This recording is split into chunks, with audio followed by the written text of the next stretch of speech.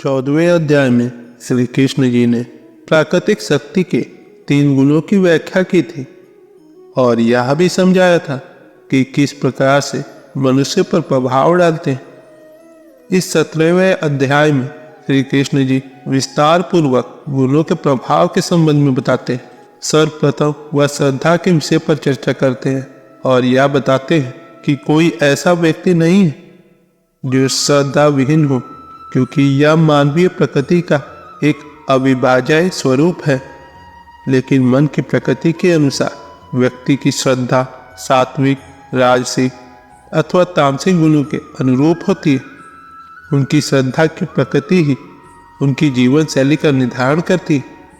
लोग अपनी रुचि के अनुसार अपने भोजन का चयन करते हैं। श्री कृष्ण जी भोजन को 3 श्रेणियों में वर्गीकृत करते हैं तथा प्रत्येक भोजन की हमारे स्वास्थ्य पर पड़ने वाले प्रभाव की चर्चा करते हैं।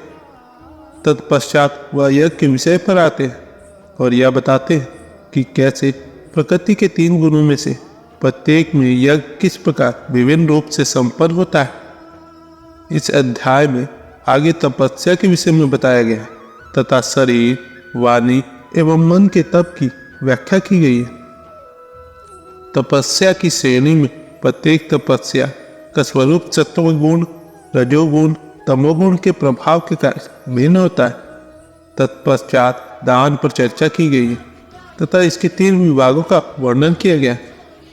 अंततः श्री कृष्ण जी 3 गुणों से भी आगे बढ़ते हैं तथा ओम तत् स्तत् शब्दों का प्रासंगिकता तथा अर्थ के विषय पर प्रकाश डालते हैं, जो परम सत्य के विभिन्न रूपों के प्रतीक है। ओम शब्दांश ईश्वर के निरंकार रूप की अभिव्यक्ति है। तत् शब्दांश का उच्चारण परम पिता परमात्मा को अर्पित की जाने वाली क्रियाओं तथा वैदिक रीतियों के लिए किया जाता है और सत्य शब्दांश का तात्पर्य सनातन भगवान तथा धर्माचरण से एक साथ प्रयोग करने पर यह अलौकिकता की अवधारणा की ओर ले जाता है। इस अध्याय का अंत इस बात पर बल देते हुए होता है कि यदि यज्ञ, तप और दान धर्म ग्रंथों के विधि निर्देशों की उपेक्षा करते हुए किए जाते हैं, तब ये सभी कृत्य निरर्थक और सिद्ध होते हैं। अर्जुन ने कहा, हे कृष्ण, उन लोगों की स्थिति क्या होती है जो धर्म ग्रंथों की आज्ञाओं की उपेक्षा करते हैं किंतु फिर भी श्रद्धा के साथ पूजा करते हैं? क्या उनकी श्रद्धा सत्वगुण, रजोगुण अथवा तमोगुण होती है? पुरुषोत्तम भगवान श्री कृष्ण जी ने कहा, प्रत्येक प्राणी स्वाभाविक रूप से श्रद्धा के साथ जन्म लेता है, जो सात्विक, राजसिक या तामसिक 3 प्रकार के हो सकते हैं। अब इस संबंध में मुझसे सुनो। सभी मनुष्य की श्रद्धा उनके मन की प्रकृति के अनुरूप होती है। सभी लोगों में श्रद्धा होती है, चाहे उनकी श्रद्धि की प्रकृति कैसी भी हो, या वैसी होती है जो वे वास्तव में है। स्तव गुण वाले स्वर्ग के देवता को पूजा करते हैं, रजोगुण वाले यज्ञों तथा राक्षसों की पूजा करते हैं और तमोगुण वाले भूतों और प्रेत आत्माओं की पूजा करते हैं। कुछ लोग अहंकार और दम से अभिप्रेरित होकर धर्म ग्रंथों की आज्ञाओं के विरुद्ध कठोर तपस्या करते हैं।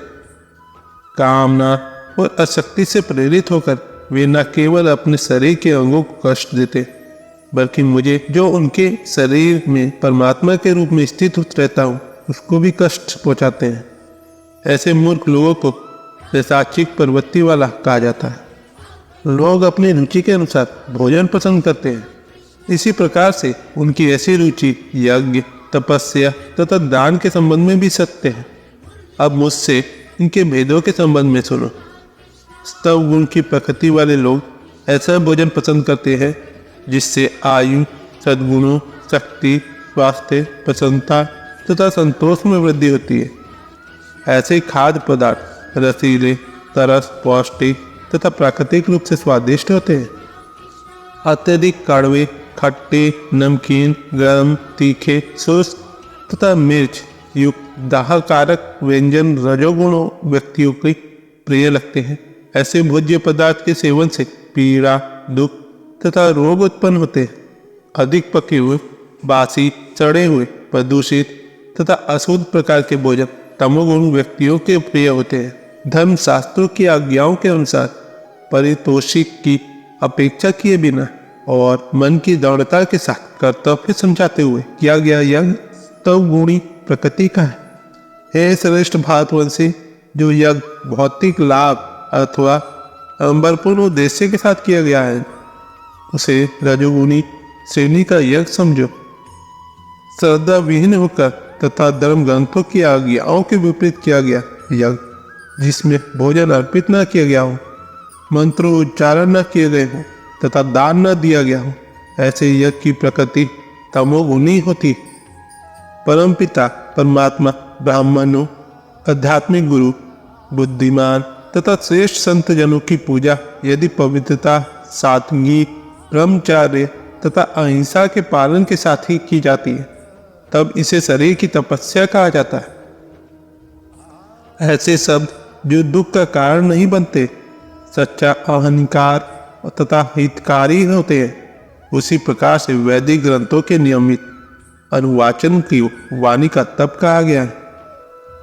विचारों की शुद्धता, विनम्रता, मौन, आत्मनियंत्रण तथा उद्देश्य की निर्मलता, इन सबको मन के तप के रूप में घोषित किया गया है।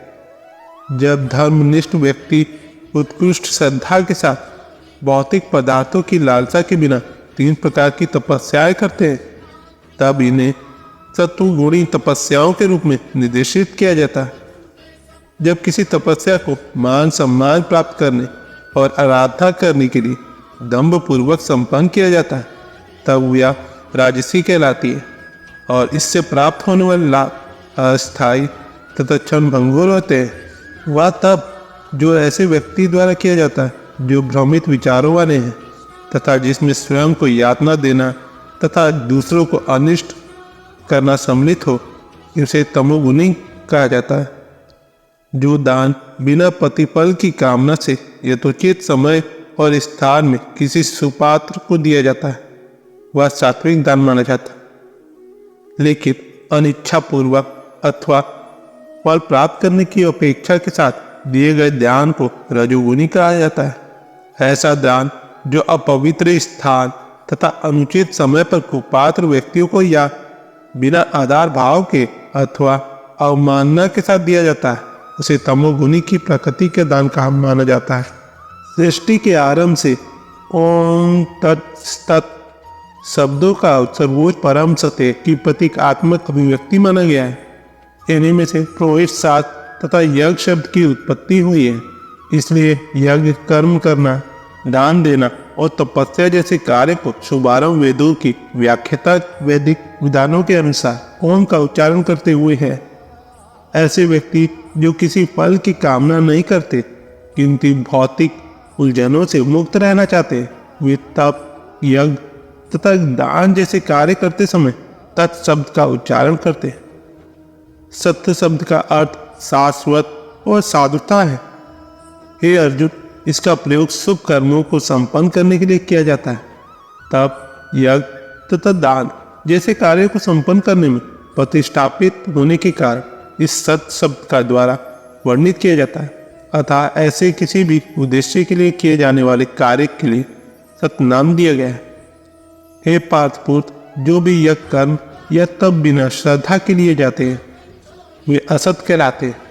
ये इस लोक और परलोक दोनों में व्यर्थ जाते हैं। तो दोस्तों, आज की वीडियो बस यहीं तक की थी। अपना ख्याल रखिएगा और हाँ, वीडियो पसंद आती है तो लाइक, शेयर, सब्सक्राइब, कमेंट करना ना भूलें। मिलते हैं आपसे अगले वीडियो में। धन्यवाद। जय श्री कृष्ण।